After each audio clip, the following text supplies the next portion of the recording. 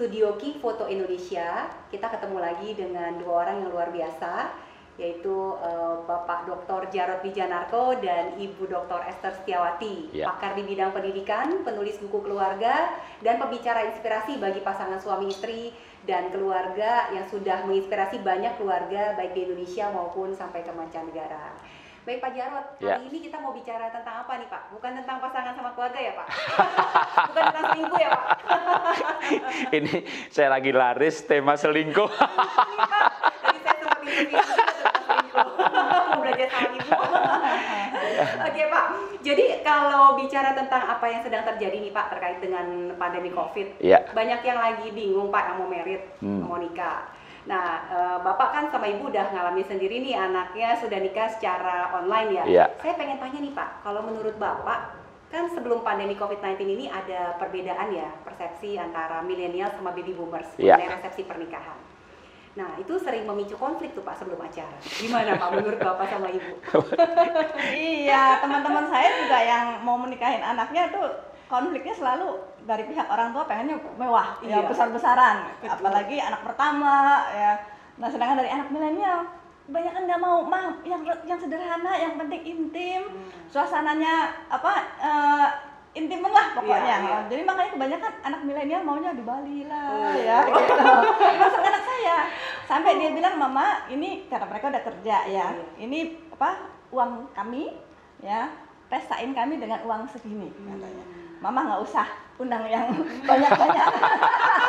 Lah, papanya mereka temennya banyak.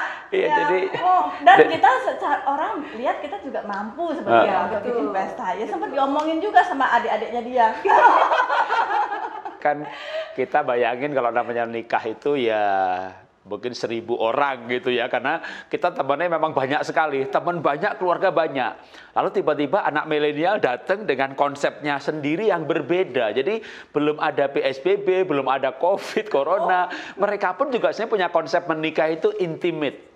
Lalu saya sempat mau marah, nggak setuju gitu kan. Saya tanya ke bagian bimbingan pranikah, kan mereka juga baru menikahkan anaknya juga. "Pak, ini gimana nih Pak begini?"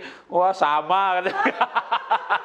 Jadi gimana tuh Pak? Jadi yang kepala bimbingan pranikah juga, "Wah, anak saya juga nikah di Bali, coba kita 100 apa 120 gitu." Jadi waktu itu anak saya juga sempat begitu. Jadi, "Pak, kita mau nikah di Bali aja, dari keluarga pasanganku nanti 50 orang, keluarga Papa 50 gitu." Saya pikir 50 itu siapa aja yang dipanggil.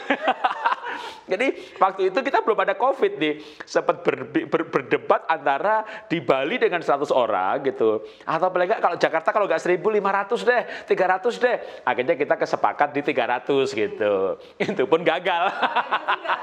Tapi paling tidak dari sini sebenarnya ada mindset yang berbeda, paradigma yang berbeda. Kalau kita nih orang tua kan memang punya orang tua era baby boomer ke atas ya. Kita punya kebanggaan mengenai properti, mengenai aset, kita punya kebanggaan mengenai penderitaan, kita punya kebanggaan soal pesta yang megah.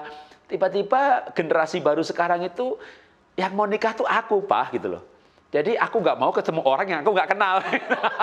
Jadi lebih baik sedikit, tapi nanti waktu pesta tuh bisa ngobrol, bisa intim. Jadi ya pertama kita sebelum era COVID itu kita sudah menyelesaikan perbedaan pendapat ini. Tapi setelah saya pikir sebenarnya perbedaan pendapat ini yang akhirnya kami sepakat itu membantu kami ketika ada masalah perbedaan, ketika ada COVID datang. Karena sebelumnya kan sudah ada perbedaan mindset yang disamakan kan, bahwa esensi pernikahan bukan besarnya pesta nikah, bukan megahnya acara, tapi sekali lagi saling mencintai, restu orang tua, berkat dari hamba Tuhan, itu yang lebih esensi. Ya akhirnya kata juga tadinya masih belum ikhlas gitu ya. Sampai akhirnya oke dah gitu. Ikhlas lagi ya Pak.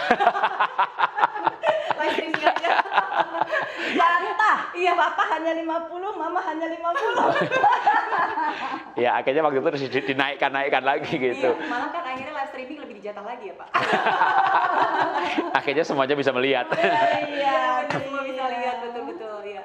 Jadi akhirnya malah lebih ikhlas ya Pak ya. Setelah ada COVID lebih ikhlas lagi. Walaupun ada kehilangan-kehilangan juga yang tidak bisa dihindari ya. Iya. tiket yang nggak bisa terpakai. Kalau anak saya waktu beli tiket dia full asuransi, jadi tiket honeymoonnya ke Bali. Kalau saya waktu tiket ke Amerikanya harus digunakan, dikasih jatah waktu setahun gitu. Ya mudah-mudahan aja tahun depan Mudah-mudahan ya Pak. airline-nya belum bangkrut. Enggak, airline-nya belum bangkrut. Kita doain Pak jadi honeymoonnya. Iya. By the way, Bapak sama Ibu dulu pernikahannya kayak apa ya? Nah, Saya dengar ceritanya juga tuh. ternyata memang kami juga dulu begitu. Karena budget.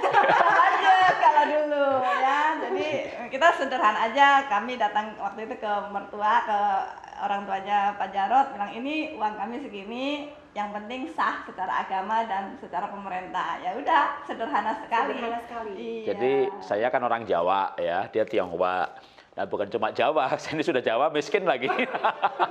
Jadi Dulu ya, Pak. orang tua saya guru SD, ibu saya juga guru SD. Jadi mereka orang tua yang lurus, nggak belok kiri, nggak belok kanan kayak Umar Bakri kalau lagu zaman dulu gitu ya.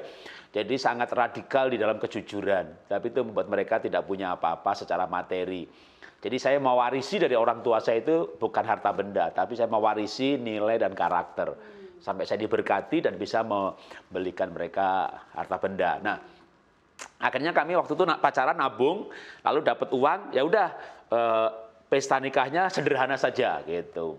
Bahkan waktu itu sebenarnya juga papahnya dia lagi di Amerika, jadi diwakilkan. Tapi ibu ada, mamah mertua ada.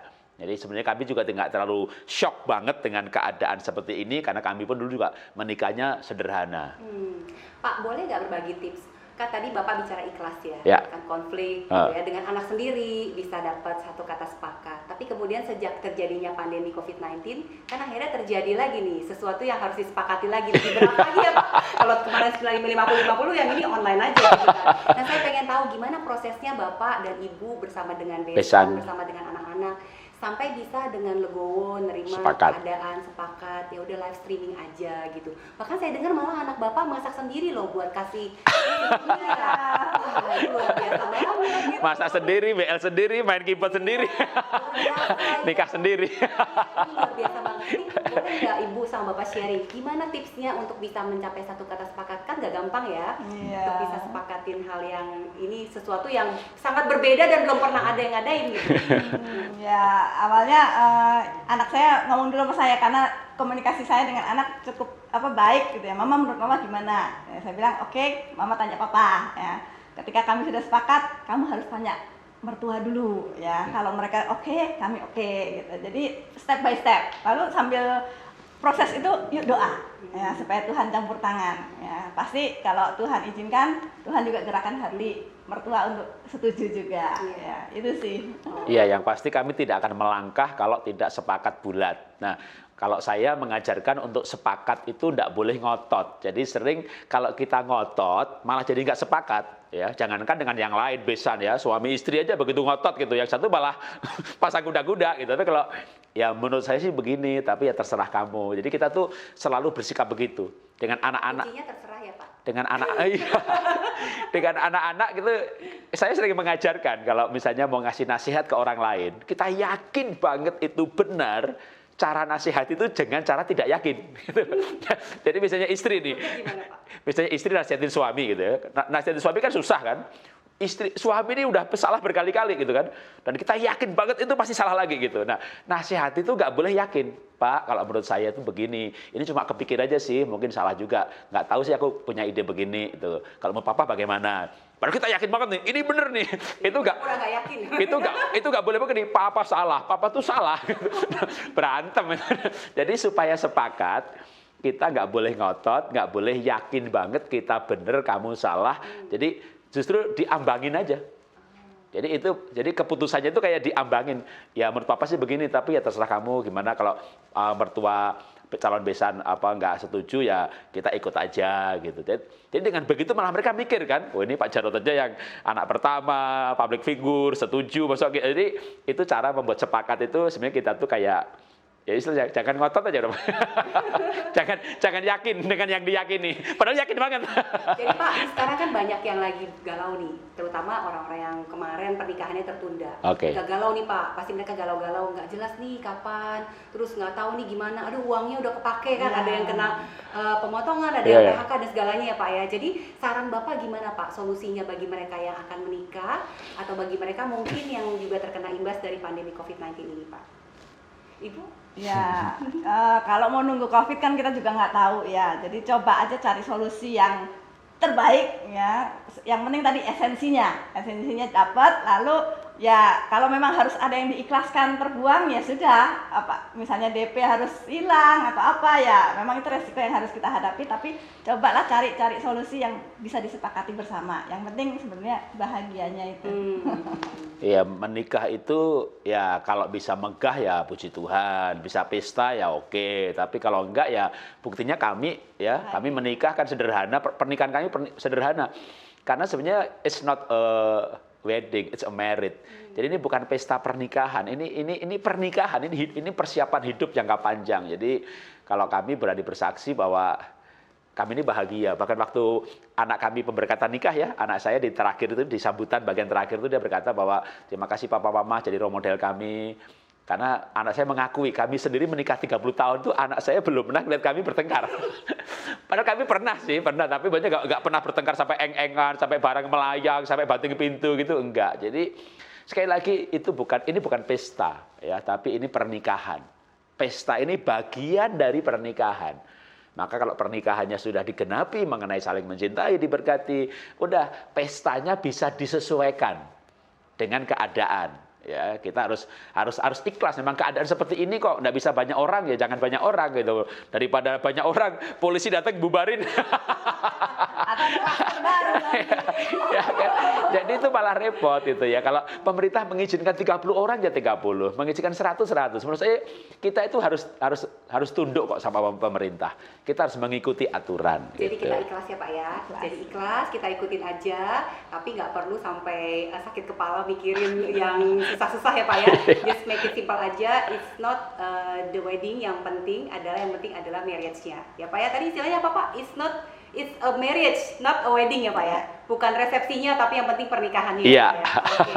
Jadi saya simpulkan bincang-bincang kita hari ini. Terima kasih buat Pak Jarod dan Ibu yang sudah hadir di King Foto. Oh ya Bapak Ibu silakan minum ya. Oke. Ya.